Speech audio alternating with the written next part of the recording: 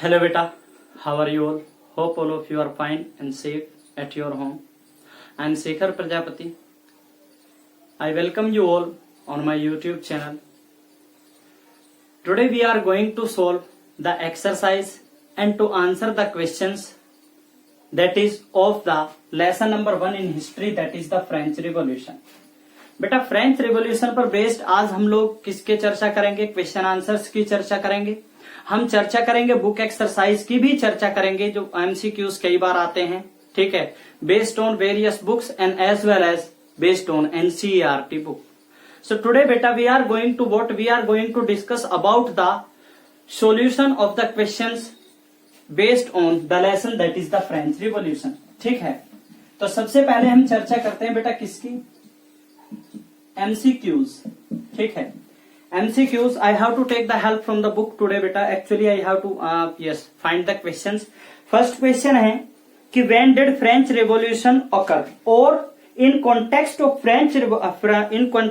France the fall of Bastille took place on, that is बेटा 14 July 1798। 14 July 1789। ठीक है बेटा, फ्रेंच रिवॉल्यूशन कब हुआ था शुरू वास्तव में? So it was initiated before it, लेकिन फॉल ऑफ बेस्टाइल के बाद फ्रेंच रिवॉल्यूशन पूरी तरह से फायर्स रूप में फैल गया था।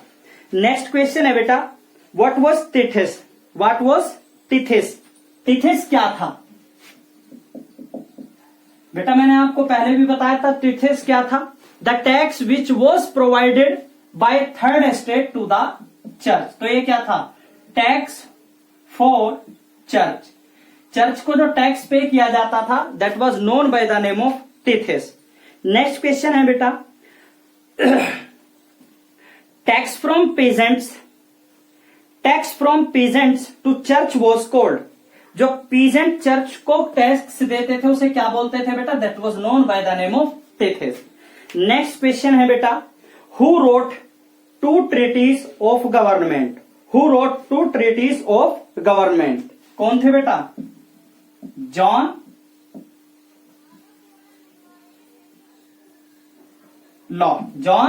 Lock. Next who wrote the spirit of law? Spirit of law जो बुक थी बेटा वो किसने लिखी थी? मैंने आपको बताया था मॉन्टेस्को। क्या बेटा? मॉन्टेस्क्यू ने क्या लिखा था? क्या लिखा था बेटा? बुक लिखी थी जिसका नाम क्या था? Spirit of law. Next question है बेटा who wrote the social contract? Social contract किसने लिखा था बेटा? हमें अच्छे से याद है, किसने? जैक्स रूसो ने। Which period in the history of France is known as reign of terror? 1793 से 1794 के बीच में जो ईयर, कौन सा टाइम स्पान है बेटा? ये वो टाइम स्पान है जब लुई 16 को क्या एग्जीक्यूट कर दिया गया था। उसके बाद फ्रांस में चहु और क्या हो गया था? ऑस्ट्रिया, पोलैंड और भी कई सारी कंट्री, इंग्लैंड, सभी क्या उन्होंने क्या किया था बेटा? गठबंधन किया था कि उन्होंने अलायंस की थी किसके खिलाफ की थी उन लोगों ने? कॉन्स्पिरेसी, फ्रांस के खिलाफ। तो उस समय बेटा क्या फ्रांस में क्या हुआ? उस समय फ्रांस में, ठीक है बेटा, उस समय फ्रांस में एक सेना का गठन किया गया जिस सेना में कौन कौन थे बेटा? उस सेना में 2 ग्रुप थे, ठीक है, उस सेना में 2 ग्रुप थे, ठीक है। ह्यूगेनॉट्स आपको याद होगी टर्म। तो ह्यूगेनॉट्स ने बहुत अच्छे से सामना किया और फ्रांस में बहुत बड़ी लाखों की संख्या में आर्मी मैंडेट कर दिया गया कि हर व्यक्ति जिसकी एज 18 से 25 के बीच है उसे सेना में भर्ती होना पड़ेगा। फ्रांस में एक बड़ी भर्ती आर्मी का क्या हो गया बेटा? एस्टेब्लिशमेंट हो गया और उसी का रिजल्ट आया कि यहां पर बहुत सारे लोगों की डेथ हो गई। इसीलिए 1793 से 1794 के बीच के टाइम स्पान को क्या कहा जाता है? That is reign of terror.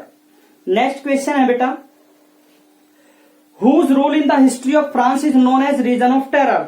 कौन था बेटा? वो था बेटा रोबेस्पायर। कौन था बेटा? रोबेस्पायर, मैक्सिमिलियन रोबेस्पायर। रोबेस्पायर के बारे में मैंने बताया था। वो आयरन, ब्लड ऑफ आयरन के नाम से जाना जाता था। मींस वो बहुत ब्रूटल था, वो अपने दुश्मन को केवल और केवल एक ही सजा देना जानता था, which was known by the name of what, that is the death sentence. क्या बेटा? Death sentence.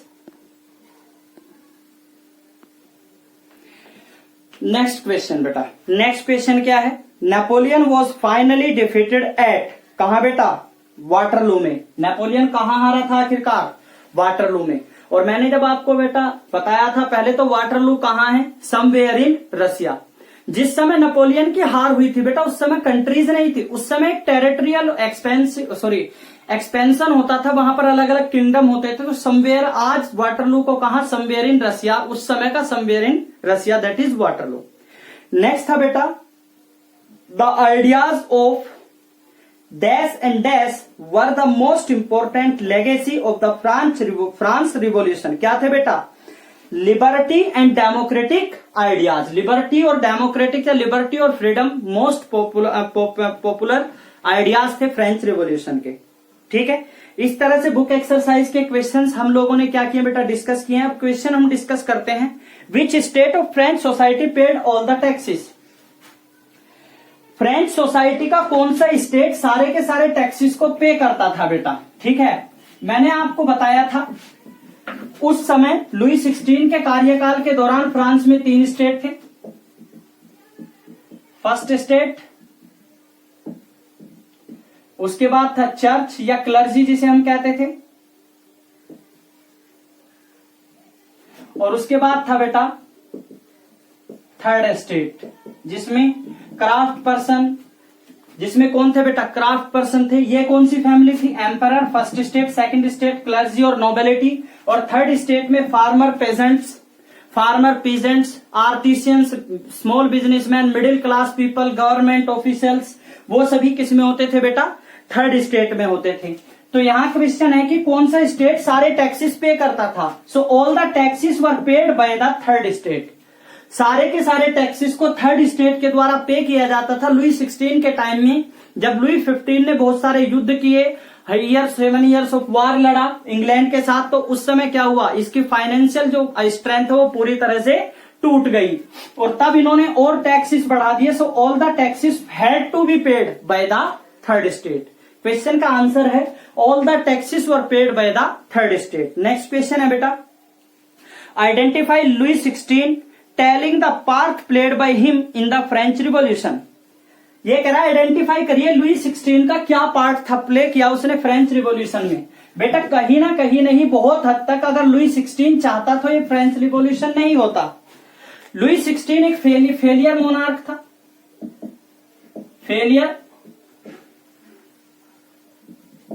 लुई 16 एक फेलियर मोनार्क था।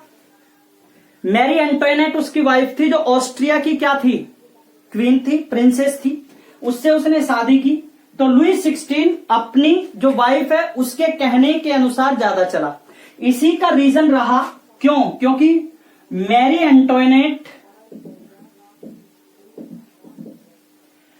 एंटोइनेट को बेटा कोई अंदाजा नहीं था how to deal with country, how to rule on a country.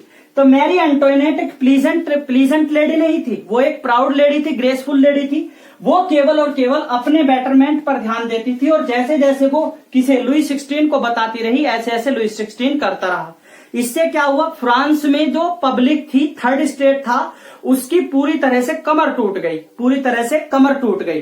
तो लुई 16 एक फेलियर मोनार्क के रूप में लुई 16 ने बहुत ज्यादा एक्सप्लॉयटेशन किया। So it was he made the people of the France to get ready for revolution. By the failure attempts of Louis XVI, he made the population of the France to get ready to start a revolution against the Bourbon dynasty in the France. ठीक है, so it was the answer. Next question है बेटा, who was Rousseau? How his ideas bring about the French Revolution? Rousseau कौन था और उसके ideas French revolution किस तरह लेकर आए थे? ठीक है, चलिए इस बारे में चर्चा करते हैं। यस, रूसो कौन था बेटा?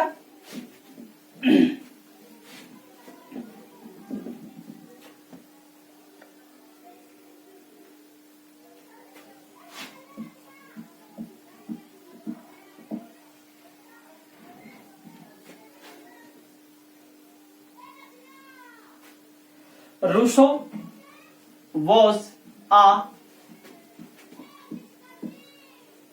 Philosopher and a writer. Rousseau एक फिलोसफर और एक राइटर था। He was a bold writer, he never afraid of anything, he wanted to tell the truth to the people.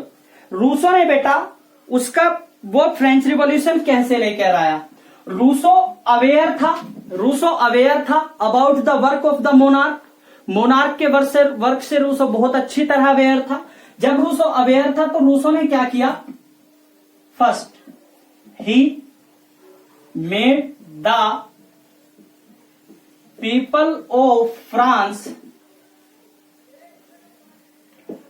To get up from a deep sleep. गहरी नींद से उसने लोगों को उठाया। कैसे उठाया बेटा, he wrote his writings, his poems, he express his ideas in the vernacular languages. Vernacular languages, और मैंने आपको बताया था टेनिस कोर्ट ओथ, ठीक है, जब फ्रेंच को नहीं जाने दिया था कहां पर, पार्लियामेंट में, तो इन्होंने पास के टेनिस कोर्ट में ओथ ली थी।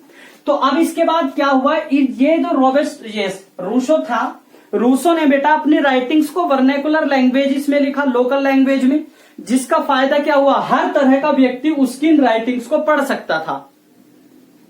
उसने लोगों को बताया जो गहरी नींद में सोए हुए थे, ठीक है, अगर मैं गेट अप की जगह क्या लिख दूं, awake.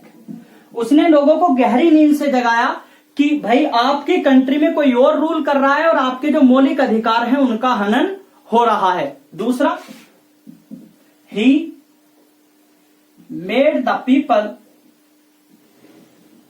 Aware about the exploitation of the monarch. Monarch के द्वारा जो एक्सप्लॉयटेशन किया जा रहा था उसके बारे में रूसो ने बहुत अच्छी तरह से लोगों को बताया, बहुत अच्छी तरह से लोगों को बताया। और यही रीजन रहा कि रूसो का एक बहुत इंपॉर्टेंट रोल था किसमें, to get the French revolution to the zenith. Next क्या था बेटा, he told the people the importance of liberty and freedom. उसने लोगों को बताया कि भाई लिबर्टी और फ्रीडम से फायदा क्या होता है, what are the benefit of being liberal in a country and free. Liberal और फ्री होने का क्या बेनिफिट होता है, आपके पास अधिकार होगा, आपको भरपेट भोजन मिलेगा। So it was the role of Rousseau in starting the French revolution. ठीक है, नेक्स्ट क्वेश्चन। नेक्स्ट क्वेश्चन क्या है बेटा, नेक्स्ट क्वेश्चन है explain in 30 words the work of national convention. National convention जो था उसके वर्क क्या क्या थे, उसने क्या क्या वर्क किए थे। मैंने आपको जब लेक्चर पढ़ाए थे तो बेटा मैंने आपको बताया था कि जो नेशनल कन्वेंशन थी उसने क्या क्या वर्क किए थे। ठीक है, तो चलिए बताते हैं। पहला तो उसने क्या किया था, अबोलिशन ऑफ मोनार्की। मोनार्की को उसने पूरी तरह से खत्म कर दिया था। प्रिविलेज जो क्लास थी उनके जो स्पेशल राइट्स थे उन राइट्स को किसने, नेशनल कन्वेंशन ने पूरी तरह से खत्म कर दिया था। इसके अलावा नेशनल कन्वेंशन ने क्या किया था बेटा, नेशनल कन्वेंशन ने बेटा कई सारे वर्क किए थे। इक्वलिटी, नेशनल कन्वेंशन ने जब बेटा लुई 16 को एग्जीक्यूट कर दिया गया था तो वहां पर नेशनल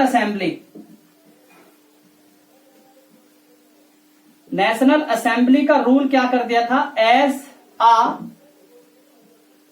रिप्रेजेंटेटिव के रूप में नेशनल असेंबली को वहां पर क्या बनाया था, नेशनल कन्वेंशन ने रूल के लिए बनाया था। Otherwise it would be a disturb condition in the France. इसके अलावा नेशनल कन्वेंशन ने क्या किया था,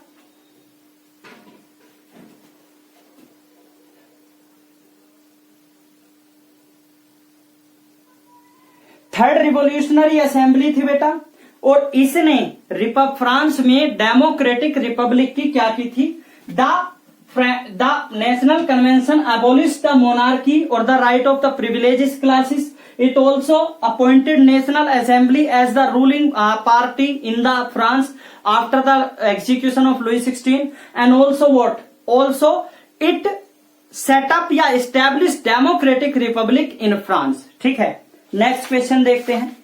नेक्स्ट क्वेश्चन क्या है?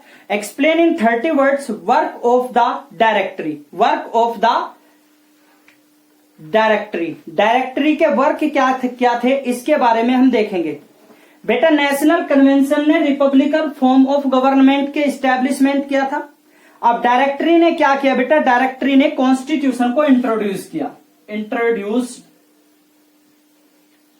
The constitution. डायरेक्टरी ने कॉन्स्टिट्यूशन को इंट्रोड्यूस किया. कॉन्स्टिट्यूशन को इंट्रोड्यूस करने के बाद डायरेक्टरी ने इसे by the steps, various steps के द्वारा उसने लोगों की कंडीशन. तो मैं अगर इसका आंसर लिखूं, introduce the directory, introduce the constitution and made it to known for the people. The directory also made the conditions liberal for third estate, that is the peasants, artisans,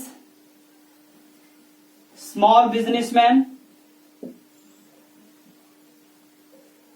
etcetera. इन सभी के लिए conditions liberal बनाई थी किसने? Directory ने. किसने? Directory ने. चलिए अब आगे चर्चा करते हैं. बेटा, these were the answer of 1 mark. These were the answer of the questions which you get for 1 mark. ठीक है, अब हम चर्चा करते हैं शॉर्ट क्वेश्चन आंसर्स की. मीन्स जिनका आंसर हमने कितने में देना है? लगभग 60 से 80 वर्ड्स के बीच में देना है. तो फर्स्ट क्वेश्चन क्या है? फर्स्ट क्वेश्चन है discuss the storming of Bastille. Discuss the storming of Bastille. ठीक है, इस बारे में चर्चा करते हैं हम लोग. चलिए,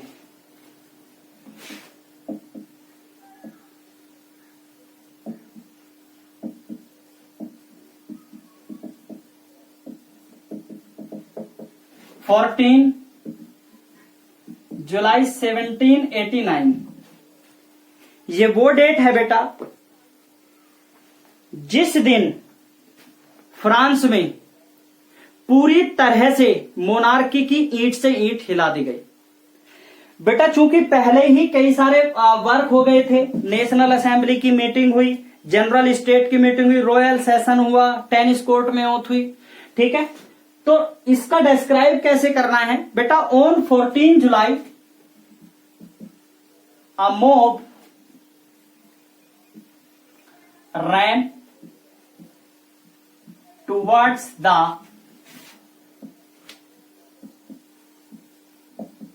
Bastille fort.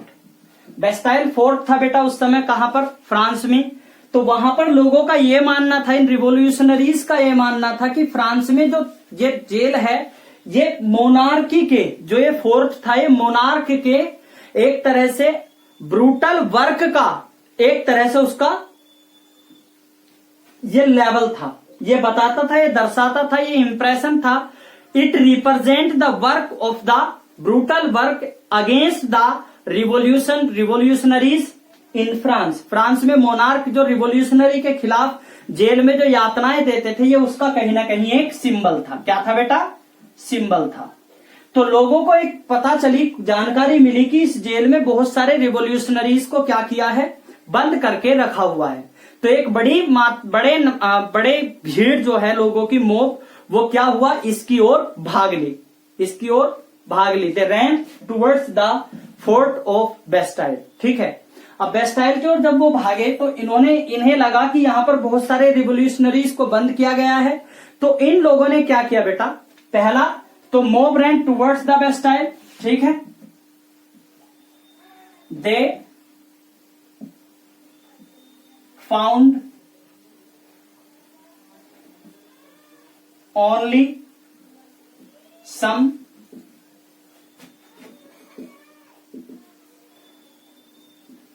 prisoners there and made them free, और उन्हें इस भीड़ ने फ्री करा दिया।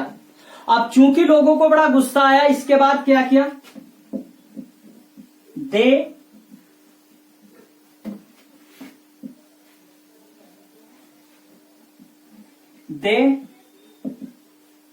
just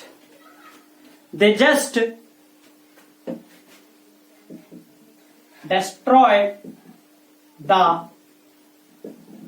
Bastille by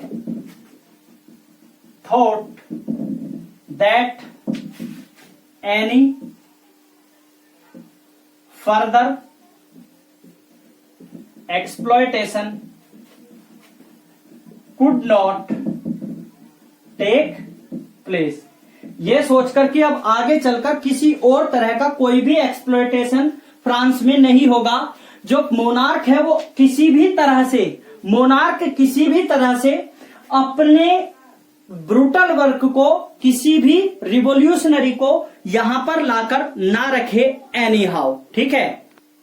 और इसी वजह से फ्रांस के लोगों ने इस किले को पूरी तरह से 14 जुलाई 1789 को तहस नहस कर दिया। इतनी बुरी तरह से इसे नष्ट कर दिया कि आज वहां पर इस किले का कोई भी नामो निशान नहीं है, एक एक ईंट को बिखेर दिया था। So it was the fall of Bastille.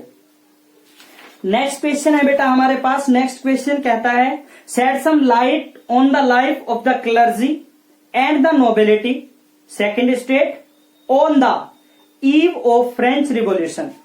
ये कह रहा है कि फ्रेंच रिवॉल्यूशन जो ऑकर हुआ था, या जो फ्रेंच रिवॉल्यूशन आया था फ्रांस में, उसमें कंडीशन किसकी बेटा। फर्स्ट तो क्या है, फर्स्ट तो लाइट है क्लर्जी फर्स्ट स्टेट जो था, और nobility second state. Clergy and nobility, इनकी लाइफ पर हमने लाइट शेड करनी है, इनके जीवन के बारे में हमने बताना है कि कैसा इनका जीवन था। So first of all lead a pleasant life. बेटा नोबिलिटी और क्लर्जी क्या थे, दो प्रिविलेज क्लास थी in the French society. So इसमें क्या था, ये लोग एक प्लीजेंट लाइफ जी रहे थे, प्रिविलेज क्लास थे, प्लीजेंट लाइफ जी रहे थे, ना तो ये कुछ करते थे, ये लोगों पर टैक्स लेविड करते थे, टैक्स लगाते थे बहुत ज्यादा, और टैक्स लगाने के बाद अगर इनकी डिजायर्स फुल नहीं होती, so they enhance the amount of tax on the peasants and as well as at the all third state. Whole third state had to pay the taxes which was levied by them. जो इनके द्वारा tax लगाए जाते थे वो इनके द्वारा दिए जाते थे, ठीक है। दूसरा, did no work for government और एडमिनिस्ट्रेशन। बेटा इनकी लाइफ दूसरी कैसी थी, ये कोई भी काम नहीं करते थे। They did no work for administration, for better administration in the country. They did nothing for that, they did nothing for that. Next, that is third,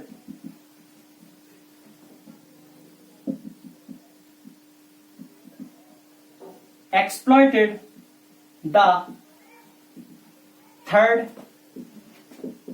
estate with both hands। दोनों हाथों से इन्होंने जितना लूटना चाहा उतना ये लूटते थे, किसे, थर्ड एस्टेट को, थर्ड एस्टेट को, ठीक है। इसके अलावा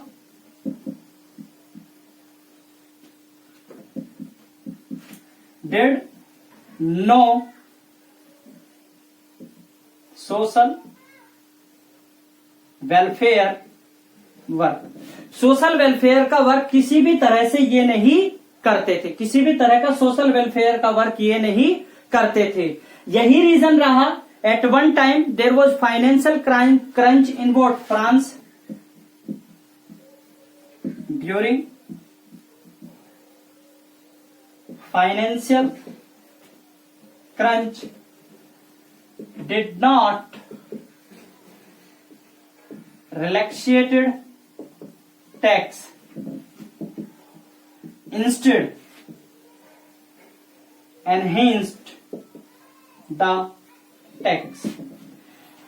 जब फाइनेंशियल क्रंच लुई 16 के टाइम में कहा फ्रांस में चल रहा था, तो उस समय इस क्लर्जी और सेकंड स्टेट ने, नोबिलिटी ने टैक्स में किसी भी तरह की कोई डिबेट नहीं दी थी, जिसे हम छूट बोलते हैं। टैक्स में छूट को डिबेट बोलते हैं। और उसके अलावा इन्होंने क्या किया था, जो टैक्स था उसको बढ़ा दिया था उल्टा, तो लोगों की कंडीशन मिजरेबल हो गई थी।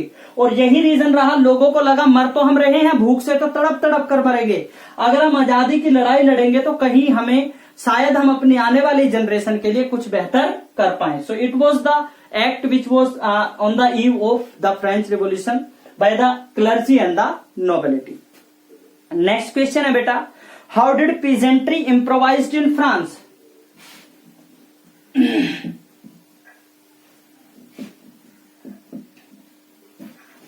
ये कह रहा पीजेंट्री किस तरह से गरीब होती चली गई फ्रांस में, कैसे। नंबर फर्स्ट,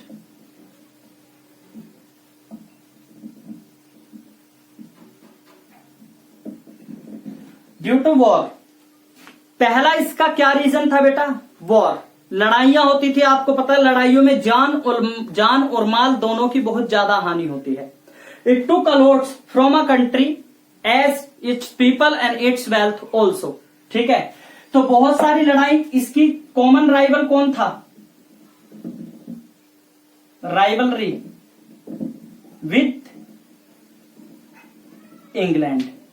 ठीक है, इंग्लैंड के साथ कॉमन राइवलरी रहती थी फ्रांस की हमेशा। तो जो फ्रांच मोनार्क थे बर्बन डायनेस्टी के, उन लोगों ने क्या किया बेटा, उन लोगों ने बहुत सारी लड़ाइयां लड़ी। 7 ईयर वार इंग्लैंड के खिलाफ लड़ा गया था, ठीक है, लुई 15 के द्वारा।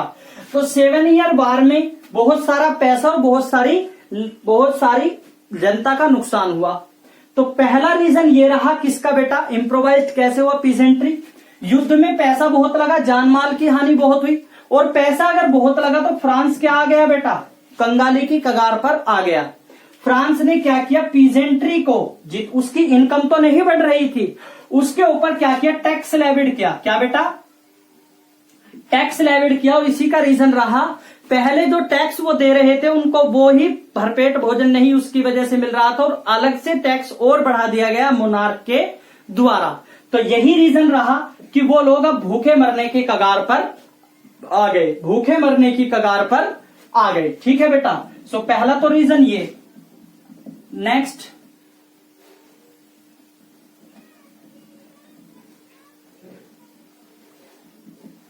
Lavish life of monarch. बेटा पैलेस ऑफ वर्साइल इसका एक बेटर एग्जांपल है। लेविश लाइफ होती थी मोनार्क की, वो कोई भी वर्क नहीं करते थे, लोगों के वेलफेयर के बारे में नहीं सोचते थे। तो lavish life, palace of Versailles उस समय 10 लाख का बना था। ठीक है बेटा, 20 लाख उस समय लगे थे पैलेस ऑफ वर्साइल में, वो बहुत बड़ी अमाउंट थी अपने आप में। तो पैलेस ऑफ वर्साइल जो इन्होंने पेरिस से थोड़ा दूर बनाया था, उस पैलेस ऑफ वर्साइल की अमाउंट जो कॉस्ट थी वो बहुत ज्यादा थी। जो फार्मर्स थे वो पीजेंट्स पहले से ही बहुत ज्यादा टैक्स पे कर रहे थे, और इसे बनाने के लिए, पैलेस ऑफ वर्साइल को बनाने के लिए या लेविश लाइफ के लिए, क्या बेटा, लेविश लाइफ के लिए लगातार टैक्स की अमाउंट बढ़ा रहे थे, जिसका रीजन ये रहा कि किसान वर्ग और ज्यादा गरीब होता चला गया। नेक्स्ट क्वेश्चन है नंबर थर्ड। क्या बेटा, नंबर थर्ड हेडिंग क्या है, palace of Versailles. Palace of Versailles, palace of Versailles की कॉस्ट बहुत ज्यादा थी, चूंकि ये फार्मर्स पहले से ही बहुत टैक्स पे कर रहे थे और पैलेस ऑफ वर्साइल को बनाने में बहुत ज्यादा अमाउंट आ रही थी। फाइनेंशियल क्रंच फ्रांस में चल रहा था, तो जो मोनार्क थे उन्होंने टैक्स की अमाउंट को बढ़ा दिया। किस पर बढ़ा दिया बेटा, पीजेंट्री ग्रुप पर, पीजेंट्री ग्रुप पर बढ़ा दिया। इसी का रीजन रहा कि फ्रांस में जो पीजेंट्स थे उनकी कंडीशन और माइजरेबल हो गई, और माइजरेबल हो गई, और इन लोगों ने आखिर में आकर क्रांति छेड़ दी। आगे चर्चा करते हैं नेक्स्ट क्वेश्चन की बेटा। नेक्स्ट क्वेश्चन क्या है?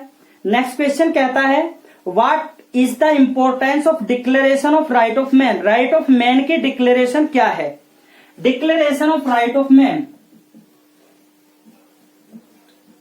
Important of declaration of rights of man.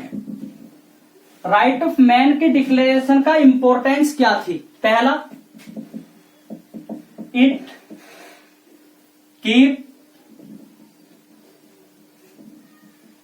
kept all the groups in France together। सबसे पहला क्या रहा? फ्रांस में जितने भी ग्रुप थे इसने उन्हें क्या कर दिया? एक साथ मिला दिया, एक साथ मिला दिया। ठीक है। नाउ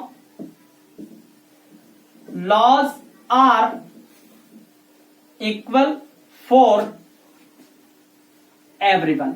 अब कानून हर एक व्यक्ति के लिए कैसा था? इक्वल था। हर व्यक्ति को इक्वली ट्रीट किया जाता था कानूनी तौर पर। Whether whatever is the charges against a person, but without trial no one was after this, no one was executed और गिव एनी पनिशमेंट या sentence after the declaration of the man. ठीक है। और यही इसी का एक सबसे बढ़िया एग्जाम्पल क्या है? That in 1973, in January 1793, Louis 16 was executed and his wife Mary Antoinette also. ठीक है।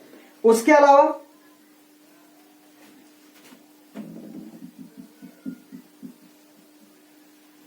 पीपल हैड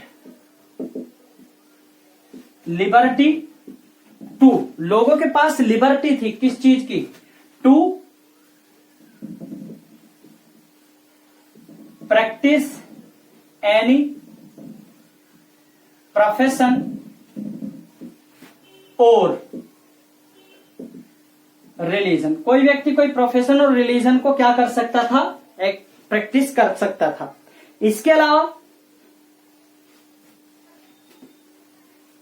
विदाउट ट्रायल, मैंने बताया लो हर एक व्यक्ति के लिए इक्वल हो गया।